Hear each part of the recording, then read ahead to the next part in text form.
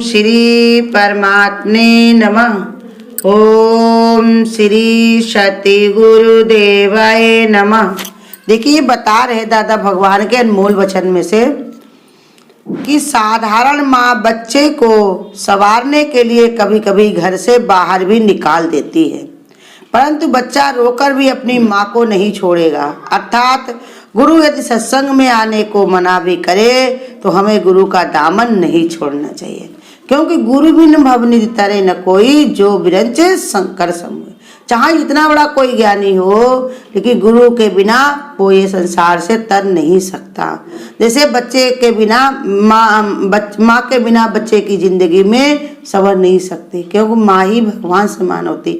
इसलिए गुरु इसमें दादा भगवान इसमें मिसाल दे रहे हैं कि संवारने के लिए कभी कभी निकाल देती है माँ, लेकिन फिर भी वो ऊपर से निकालती, लेकिन अंदर से उसका प्रेम बहुत होता है। वो प्रेम ही बच्चे को खींचता है, वो रो रो के माँ ही माँ पुकारता बोलता है। ऐसे ही गुरु भी हमें सत्संग में आने को अगर मना करे तो भी वो दामन नहीं छोड़ना चाहिए। क्यों? क्योंकि गुरु हमारी सब तरीके से भलाई करता। अगर उसने मना किया तो हमको कुछ सिखा रहा, बता रहा, या दूसरे को कोई मिसाल बना के समझा रहा कि कोई गड़बड़ी होगी तो तुमको भी ऐसे हटा दिया जाएगा। सत्संग भी किसी के जौन है, कोई की जौन है विरासत नहीं है। यहाँ पर गुरु का ज्ञान है, गुरु के ही नियम तुमको धारण करने पड़ेंगे। जैसे ही गुरु बताते हैं वैसे तुमको चलना पड़ेगा, वैसे तुम्हारे जीवन में उसी से तुम्हारा कल्याण होगा।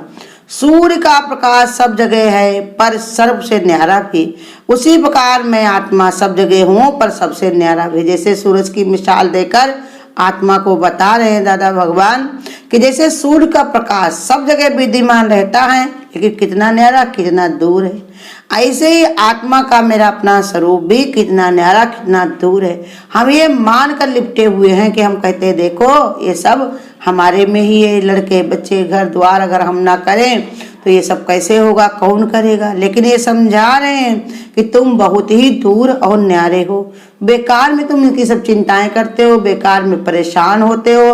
और नहीं तो चिंता तो परमात्मा की करनी चाहिए। अगर फिक्र करनी है तो इसकी करनी है कि देखो कितने दिन बीत गए हैं जो हम भगवान से बिछड़े हुए हैं, लेकिन मोह ममता से कितना हम रोते हैं। रोना किस चाहिए? अपनी गलती पर, कि हमने कितना अहंकार किया, कितना लोभ किया, कितनी इच्छाएं कामनाएं की जो हमको नरक की ओर ले जाने वाली हैं। उधर हमको सोचना चाहिए, लेकिन विचार इसमें पड़ा रहता है, तो यही सब भूल है। तो इसी की मिसाल बता रहे, तुम अगर अपने आत्म स्वरूप को जान लो, अपने को पहचान लो, तो तुम किसी से लिपटे और चिपके नहीं हो, सबसे न्यारे हो। तो इसलिए समझा रहे भगवान कि न्यारे होने की कला सूर्य से सीखो। देखो वो कितना प्रकाश देता है संसार को, सब कार्य उसी से शुरुआत होता है। जैसे ही सूर्य निकलता है तब उठ करके कार्यभार में लग जाते हैं। सब देखो खेती सब जो है उसमें गर्मी आ जाती है, सब जगह पर जो है चिड़िया चहकने लगती हैं। सारे संसार को विवेक प्रदान करते हैं सूर्य, लेकिन कितने अपने को न्यारे रखते हैं। ऐसे मुझे आत्मा बहुत में, आत्मा स्वरूप में, मुझे आत्मा में कोई भी लगाव, कोई चिपकाव नहीं है, हाँ निष्प्रह सहित। तो इसलिए समझा रहे भगवान कि वो न्यारा हूँ। चित्त में जब इच्छा होती है तभी चित्त विचलित रहता है। जैसे पानी शांत रहता, परंतु जब जल में कंकड़ पड़ता है तभी पानी में हलचल होती है। हम लोग कहते हैं आजकल हमारा चित्त बड़ा ही हलचल में है, बहुत परेशानी में है, पता नहीं क्या हुआ, शांति नहीं मिलती है। तो इसको हिलाया किसने है, इसको भड़काया किसने है? उसको तुमने आत्म राह नहीं दिखाई, परमात्मा भाव नहीं दिखाया, संसार की चीजों को भोग में विलास में भरमाया। तो यहाँ पर उसको जब ठोकर मिली तो चित्त विचलित हो गया, क्योंकि वहां से तो ठोकर मिलनी है। बाहर निकलोगे घर से तो थपेड़े मिलेंगे, और अंदर रहोगे तो कोई थप्पड़े नहीं, खिड़की दरवाजे बंद करके बैठो। ऐसे ही अपनी ये इंद्रियां जो हैं, 10 इंद्रियों को बंद करके अपनी आत्मा में बैठो। ये क्या देखती हैं, क्या सुनती हैं, क्या बोलती हैं, इनसे तुम बहुत ही न्यारे हो। ऐसी कला गुरु सिखाता है। तो इसलिए समझा रहे कि इसको विचलित किसने की? हम ही ने किया। और हम ही ने अगर विचलित किया है तो शांत भी हम ही करने वाले हैं। विचार कर विचार बिच सुख है। अगर हमारे चित्त में कोई विचलता है तो उसमें विचार करना चाहिए, किस लिए बिगड़ा है मन, किस लिए हमारे चित्त में उछल पुथल मची पड़ी है, क्या इसको चाहिए, ऐसी कौन सी चीज बनी है जिसको पा जाए तो फिर कुछ और लेना ना पड़े, ऐसा कौन सी खाने की वस्तु है जो खा लिया जाए तो दोबारा भूख न लगे, ऐसा क्या ऐसा शब्द है जो बोल दिया जाए तो फिर समझाना ना पड़े। संसार में ऐसा कुछ बना नहीं है, सुख का हेतु सिर्फ परमात्मा है और चित्त जो चीजें चाह रहा है उसमें कोई शांति और संतोष नहीं है, फिर भी उसमें जा रहा तो उसको पकड़ के खींच लेना चाहिए। किसमें? मगन ईश्वर की भक्ति में। अरे मन क्यों नहीं होता, पड़ा आलस्य में मूर्ख रहेगा, कब तक सोता, कब तक ऐसे तुम अज्ञानता में पड़े रहोगे, इधर क्यों नहीं विचार करते हो। तो इसलिए बता रहे कि चित्त जो है हमारा जो ना इच्छा जब होती है तभी हमारा विचित होता है, और उसकी इच्छा हटा दो कि तुम्हें क्या चाहिए। परमात्मा जो सब चीज में विद्यमान है उसी को तुम अपना बनाओ ना, उसी में प्रेम करो, उसी से भगवान ने कहा उसी के स्मरण में रहो। तो इसलिए चित्त को जब तक बताते नहीं है तब तक ये ऐसे ही विचित रहता है। और जब गुरु के शरण में जा करके गुरु समझाते हैं कि चित्त मन अहंकार कुछ भी नहीं है, खाली ये सब मानने का है, कुछ भी नहीं है। और नहीं तो जैसे संसार में तुम रह रहे हो लेकिन यहाँ से चलोगे तो कुछ भी नहीं है, मुंह दो आँख खत्म, कुछ नहीं, कुछ भी नहीं है। यहाँ से चले नहीं कि संसार से नाता खत्म, और जब तक तुम रह रहे हो तब तक मेरा मेरे में से लिपटे हुए। ऐसे ही चित्त मन बुद्धि अहंकार जो है ये सब है कुछ नहीं, भरमा पड़ा है। और जैसे इसको समझ आती है वैसे ये सब न्यारा हो जाता है। तो वही ये समझा रहे, सोते समय जो सपना देखते हैं उसे जो जाग कर भुला देते, परंतु जाग कर जो दूसरा दूसरा देखते वो सपने को कब तुम जागोगे। कहा कि देखो जब तुम सोते समय जो सपना देखते हो उसे जाग कर तो भुला देते हो कि सपने में देखा, लेकिन जाग जाग कर तुम दूसरा दूसरा देखते हो, उस सपने से कब तुम जागोगे, उससे कब जागोगे, ये समझ गुरु से कब लोगे कि ये सपना ही है, सब आंखों का धोखा, सब सपना है। अभी कह रहे बहुत अच्छा, अभी ही सब बुरा होगा, अभी करे भी सब व्यंजन बने हुए अभी खराब होंगे, अभी शादी का सब कार्यक्रम इतना जो सजा हुआ, ये हो रहा वो हो रहा, इतना तैयार हो जा उतना तैयार हो जा, अभी मंडप उखड़ेगा, अभी बिटिया विदा होगी या बहू आकर के अपने जो है सब रंग दिखाएगी। तो इसलिए समझा रहे हैं कि जैसे उसमें तुम भुला देते हो सपने को, ऐसे इसको भी भुला दो, इसमें भी पड़े ना रहो, यहाँ से जाग जाओ। संसार क्या है, ये सपने की है रचना, धोखा न कहीं खाना। हमारा निश्चय अंगद के पैर की तरह मजबूत होना चाहिए, इसे उठाने की बात तो दूर है, कोई हिला भी न पाए। बताओ, कह रहे हैं कि हमारा निश्चय ऐसा नहीं हो कोई हमसे कुछ भी कहे हम उधर ही बह जाएं, उधर ही हम उसकी तरफ हो जाएं। हमारा निश्चय कैसे होना चाहिए, अंगद की पैर की तरह। वो लंका में गए, रावण स्वयं मिलच करके उनको आया उठाने खिलाने के लिए, तो उन्होंने कहा हमारे पैर क्यों पकड़ना है तो राम के पकड़ो। ऐसा उनका पैर था कि सब हिला हिला के सब हार गए थे। ऐसे ही भगवान बता रहे कि तुम भी अपना निश्चय ऐसे बनाओ कि तुमको कोई हिला ना सके। तुम्हारी जब श्रद्धा होगी, तुम्हारा जब प्रेम होगा, तुम्हारा जब निश्चय होगा तो उसको कोई नहीं हिला पाएगा। सब बाहर मुक्ता में हिला हिला के देखते हैं, लेकिन अंतर मुक्ता में तुम चले गए तो वहां पर हिलाने वाला कोई नहीं। परमात्मा में मिलकर के एक करो अपने विचार, इतना मजबूत, एक एक मिलकर 11। और तुम जीव भाव जब परमात्मा में मिल जाता फिर उसकी ताकत के बराबर कोई ताकत नहीं होती। तो इसलिए समझा रहे तुम भी अपना ऐसे निश्चय बनाओ। निश्चय हमारा क्या है कि अब ना धरेंगे जन्म हम दोबारा, और उसके लिए हमको यही लक्ष्य अपना साधना है कि अगर हमको इस संसार में मन को नहीं लगाना, जो भी हो रहा है जैसा भी हो रहा है उसको धीरे धीरे हमको हटाना है अपने चित्त से, ना कि इसी में हमेशा रमे रहना, इसी में हमेशा घुले रहना। इसमें न्यारे होने की कला गुरु सिखा रहा, जो हो रहा जिस बीत रहा है उसको सब बीतने दो, जो बीत गया उसकी चिंता ना करो और जो बीत गया उसकी चिंता ना करो, और जो सामने गुरु कहते उसकी फिक्र ना करो, वो तो परमात्मा करवाने के लिए ही सामने खड़ा हुआ, एक कर्तव्य ही तुम्हारे सामने आया हुआ है। जब ऐसा विचार पक्का मन में डालोगे तो तुम्हारा निश्चय कभी भी हिलेगा नहीं। साधारण लड़के की शादी में लोग लड़की की कितनी पूछताछ करते देखते हैं, पड़ोसी से भी उसका हालचाल पूछेंगे, हर तरफ से उसे हिला ढुला कर देखेंगे, तो क्या हमारा गुरु मेरे भगवान अपने भक्त को नहीं परखेंगे? जब परखते हैं तो दिल हिल क्यों जाते हो? ये बता रहे कि साधारणतः भी अगर कोई शादी की जाए तो तब भी लोग पता लगाते हैं, इधर उधर जा करके पूछते हैं, सबसे जानते हैं कि देखो देखे लड़का कैसा है, या लड़की की पता लगाते हैं कि लड़की कैसी है। तो उसमें तो इसी जन्म का खाली साथ होता है, लेकिन गुरु तो हमारे जन्म जन्म के साथी हैं। वो हमको अगर कहीं से परखना चाहते, कहीं से जांचना चाहते तो उसमें हिलना नहीं चाहिए। कैसी भी हमको समझ गुरु देते हैं समझने के लिए, कैसी भी हमारी परीक्षा होती है तो उसको हमको उत्तीर्ण होने के लिए, ऊंचाई पर चढ़ने के लिए, देह अभ्यास को हमको छोड़ने के लिए, तो कहते हैं उसमें हिलने की जरूरत नहीं है।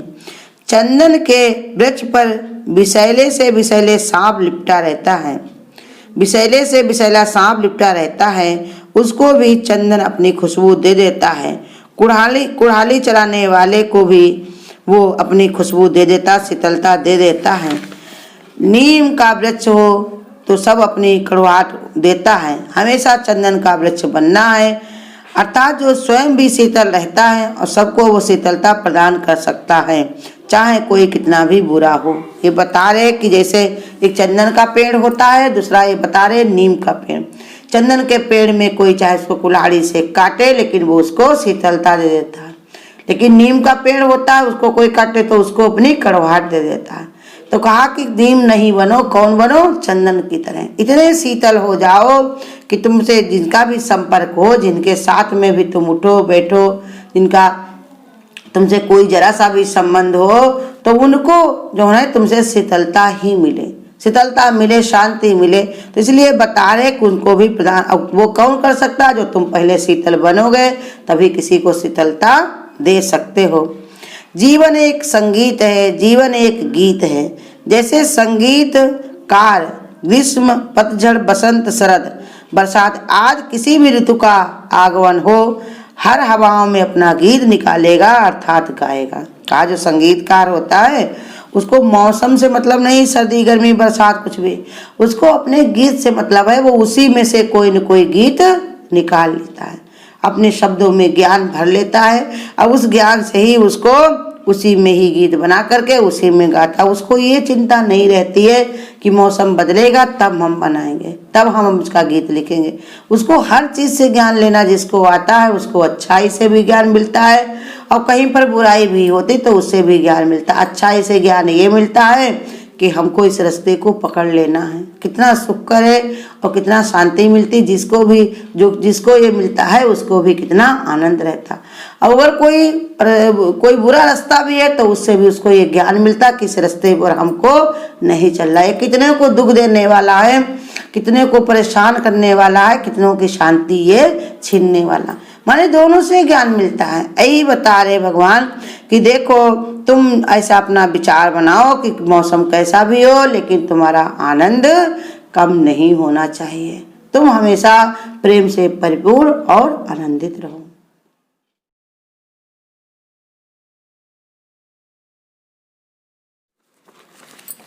मुसाफिर जागते रहना, नगर में चोरी आते हैं, नगर में चोरी आते हैं, नगर में चोरी आते हैं। मुसाफिर जागते रहना, नगर में चोरी आते हैं। संभालो माल को अपने, बांध कर धर सिरहाने में। संभालो माल को अपने, बांध कर धर सिरहाने में। जरा सी नींद गफलत में झपट गठरी उठाते हैं। मुसाफिर जागते रहना, नगरी में चोरी आते हैं। कपट का यहाँ चलता, सदा व्यापार दिन राती कपट का है यहाँ चलता, सदा व्यापार दिन राती दिखा कर मुर्दे सुंदर जाल में सबको फंसाते हैं। मुसाफिर जागते रहना, नगरी में चोर आते हैं। कभी किसी का नहीं करना भरोसा, इस जगह दिल में कभी किसी का नहीं करना भरोसा, इस जगह दिल में लगा करे प्रीति मतलब से फिर पल में हटाते हैं। मुसाफिर जागते रहना, नगर में चोर आते हैं।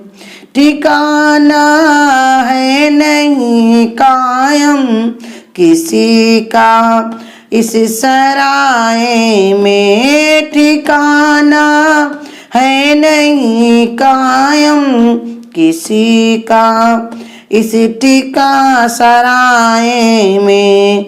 वो ब्रह्मानंद दिन दिन में सभी चले करके आते हैं। मुसाफिर जागते रहना, नगर में चोर आते हैं। जरा होशियार तुम रहना, नगर में चोर आते हैं। अगर आपको आज की वीडियो अच्छी लगी हो तो वीडियो को लाइक और शेयर करना ना भूलें। आगे की वीडियोस देखने के लिए चैनल को सब्सक्राइब करें और नोटिफिकेशन बेल को ऑन